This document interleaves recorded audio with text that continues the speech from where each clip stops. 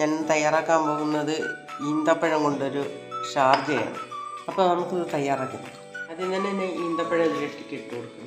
ഇതിലേക്ക് കുറച്ച് പാലൊഴിച്ചൊന്ന് അടിച്ചെടുക്കും. ഈ ഈന്തപ്പഴം അടിച്ചെടുത്തിട്ടുണ്ട്. ഇതിലേക്ക് നമുക്ക് എടുത്ത് വെച്ചിരിക്കുന്ന കശുവണ്ടി ഇട്ട് കൊടുക്കും. ഒരു റോസ്റ്റ് പഴമാണ് ഞാൻ എടുത്തിട്ടുള്ളത്, അതുകൂടെ ഇട്ട് കൊടുക്കും.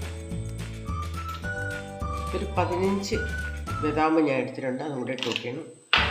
പാൽപ്പൊടിയും കൂടെ ഇതിൽ കൂടെ ഇട്ട് പാലാണ്, ഐസാക്കിയതാണ്. അപ്പോൾ നമുക്ക് ഇട്ട് കൊടുക്കാം.